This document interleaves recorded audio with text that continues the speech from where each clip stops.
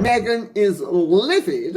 Harry has met someone who is his age, with whom he is in love, and who is in love with him. It begins not with a whisper, but with a jolt, the kind that makes you question everything you thought you understood about one of the most watched marriages in the world. And then, almost immediately, the ground shifts. A woman. Not named, not photographed, not confirmed, but present.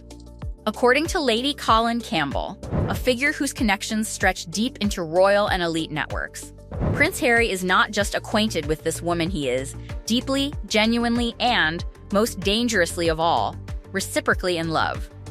And the most explosive detail? Meghan Markle didn't hear it from aides, didn't sense it through distance. She allegedly found the truth herself, buried in text messages on Harry's own phone. A discovery that doesn't just suggest betrayal, but exposure raw, unfiltered, undeniable. That single moment reframes everything. Because this isn't coming from an anonymous source or a tabloid rumor mill spinning speculation for clicks. This comes from Lady Colin Campbell, a royal biographer who has spent decades navigating the most guarded circles in British society. A woman who has written extensively on Princess Diana, the Queen Mother, and the Sussexes themselves. And she didn't drop this casually. She chose the Dan Wootton Uncensored podcast, looked straight into the storm, and said the 4 words that detonated the entire narrative: "You cannot sue me." That wasn't confidence, it was calculation. A legal line drawn before the truth was even spoken. And then she leaned in further. Carefully, precisely. Like someone who knows exactly how much can be said without crossing the line, and exactly how much must be said to make the picture unmistakable. Harry, she claims, has met someone his own age, someone embedded within his world, someone with whom the connection is not one-sided, not fleeting, not speculative, but mutual. And here's where it becomes almost surgical in its delivery. She avoids the word affair, repeats it like a shield, but constructs every surrounding detail so vividly that the absence of the word becomes louder than its presence. She paints the fire without naming the flame. But the story doesn't stay contained. Because when journalist Maureen Callahan presses further, the edges sharpen. This isn't a distant figure or a passing acquaintance. The woman exists within the Montecito orbit, the same elite enclave where Harry and Meghan built their post-royal life. That changes everything. Because Montecito isn't random. It's curated wealth, controlled access, and strategic proximity. If she's there, she's not accidental, she's embedded. And then comes the line that quietly detonates the timeline. We don't know how long this has been going on. Suddenly, this isn't a recent fracture. It's potentially a hidden storyline running parallel to everything the public has been watching. And that forces a re-examination of the past year, every appearance, every absence. Every moment that once felt disconnected now demanding to be seen as part of a pattern. Meghan in Paris, filming herself casually in the back of a car, her feet up, city lights drifting past. But observers noticed something chilling. The route appeared to pass near the Pont de l'Alma tunnel, the exact location of Princess Diana's fatal crash. A place that for Harry is not symbolic, it's traumatic. He has spoken about it with visible pain, described the lingering fear, the emotional scars, and yet there was Meghan, documenting the moment as if it were just another aesthetic snapshot. Her team later claimed she didn't realize where she was. But that explanation didn't settle the tension, it amplified it. Because the question lingered, how do you not know? And the reaction wasn't quiet. It surged, not just from commentators, but from viewers who had followed Harry's grief for years. The disbelief wasn't theatrical, it was personal. And that moment didn't stand alone. It became one piece in a growing mosaic of separation. Because over the same period, something else was happening, something harder to dismiss. Their public lives were diverging. Not subtly, not occasionally. Systematically, Meghan appeared in Geneva alone, then Chicago alone again. A museum gala, a red carpet, a children's hospital fundraiser, a charity pledge dinner, a tribute event for Tyler Perry, each one marked by a single constant, Harry's absence. And then came the number that turned observation into alarm: over 40 days without a joint public appearance. 40 days in a marriage once defined by unity. That's not scheduling, that's distance. Meanwhile, Harry was moving in the opposite direction, back toward the UK. Multiple visits. No Meghan. no children. A country he once declared unsafe for his family, now revisited repeatedly, and each time, observers noted something subtle but unmistakable. He seemed lighter, less burdened, almost freer. And that contrast didn't go unnoticed. Because when two people who once defined themselves as inseparable begin building entirely separate rhythms, the question isn't whether something is happening, it's what. And then, the profile of the mystery woman begins to take shape not through confirmation, but through carefully placed fragments. She's in or around Montecito. She's Harry's age, financially secure, well-connected, discreet, not chasing attention, not shaped by it, someone who understands power without performing it.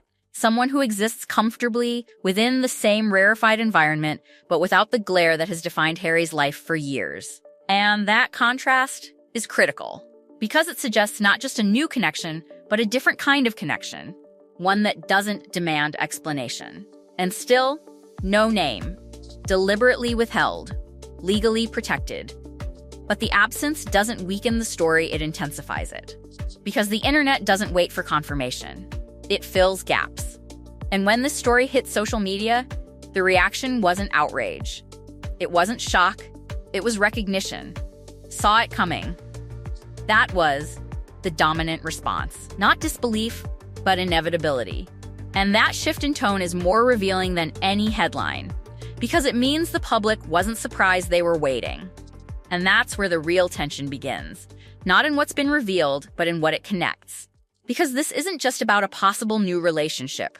It's about a pattern, a slow unraveling that now feels less like speculation and more like a narrative reaching its next phase. And if the timeline is longer than it appears, if the connection predates the separation we've been watching, then the story isn't just evolving, it's been hiding in plain sight. Because beneath the gossip, beneath the speculation, another story was quietly resurfacing, a story that began long before Meghan Markle ever entered Harry's life.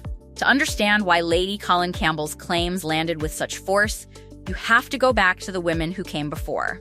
First, there was Chelsea Davy, the woman many believed Harry would eventually marry. Their relationship lasted nearly 7 years, surviving royal engagements, military deployments, and endless media scrutiny. Friends described Chelsea as someone who gave Harry something almost nobody else could: normality. She wasn't impressed by titles, she wasn't chasing palace status, and she made him laugh when the royal world became suffocating. But according to Harry's own court testimony during his legal battles against the British tabloids, relentless press intrusion poisoned that relationship. He spoke about alleged tracking devices, private arguments appearing in newspapers, and the crushing paranoia that followed them everywhere. He even described the experience as a nightmare. In other words, Harry had already lost one great love because of the life he was born into. Then came Cressida Bonas. Different woman, different chapter, but eerily similar ending. Once again, the relentless pressure of royal life reportedly made an ordinary relationship almost impossible. By then, Harry had already begun believing that the institution surrounding him was destroying every chance he had at happiness.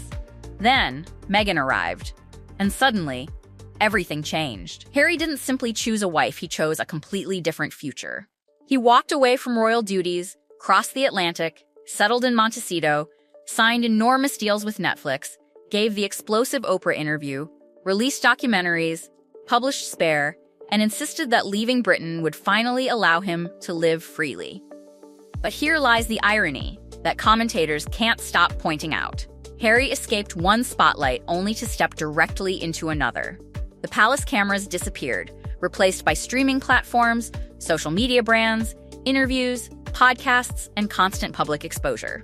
The prison simply changed its walls. That is exactly why one particular comparison has shaken royal watchers. During discussions surrounding Lady C's allegations, one commentator quietly observed that Harry may have become his father's son in ways he never imagined. King Charles spent years trapped inside a marriage that publicly functioned while privately collapsing.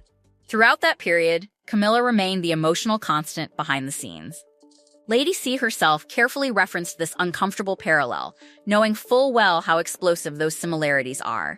Harry spent decades defending Princess Diana's memory and criticizing Charles' choices. But if Lady C's sources are accurate, history may now be repeating itself with startling precision. the son who condemned the past could unknowingly be walking directly into it. Yet Lady C remained incredibly deliberate about one thing. She never claimed there was a confirmed affair. She repeatedly inserted legal qualifications, repeatedly used the word if, and refused to identify the alleged woman. She emphasized that her information came from sources she described as having connections reaching even into United States government circles. An extraordinary statement on its own. But sources are not proof. Harry has issued no response. Meghan has remained publicly silent. Buckingham Palace has said absolutely nothing. That silence has become its own mystery. Is there nothing to deny? Or would any denial simply create an even larger crisis? The unanswered questions now seem almost louder than any statement ever could. Lady C also made another point that deserves attention. She deliberately protected the identity of the alleged woman. In an era where social media can destroy lives within hours, she refused to drag an unnamed individual into public speculation. That decision itself reveals something significant. She appeared determined to expose what she believed was a larger pattern without sacrificing someone who has never stepped into the spotlight voluntarily. Ironically, that restraint only increased curiosity. Every unnamed detail became another puzzle piece. Every omission another invitation for the public to speculate.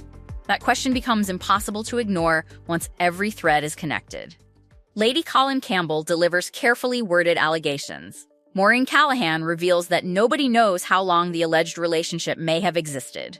Meghan continues making independent appearances across Paris, Geneva, Chicago, museum galas, children's hospital fundraisers, charity pledge dinners, Tyler Perry tribute events, and red carpets. Harry continues traveling back to Britain alone. Montecito remains filled with unanswered questions. The unnamed woman remains unnamed. The marriage remains publicly intact. Yet, the official picture and the visible pattern seem to drift further apart with every passing month. And perhaps that explains why this story exploded so quickly. It wasn't because people were desperate for scandal. It was because many viewers felt they had been watching fragments of the same puzzle for nearly 2 years without knowing how they fit together. Lady C didn't necessarily create a new narrative, she offered a possible explanation for an existing one. Whether her claims ultimately prove accurate or not, they landed in an environment already filled with unanswered questions, unexplained absences, shifting public appearances, and visible changes that millions had quietly noticed. Now, the biggest question isn't whether one revelation changes everything. It's whether something even larger is still waiting beneath the surface. Because if these reported claims represent only the beginning, then every future appearance, every trip back to Britain, every Montecito sighting, every silence from Harry, Meghan, or the palace will be examined through an entirely different lens.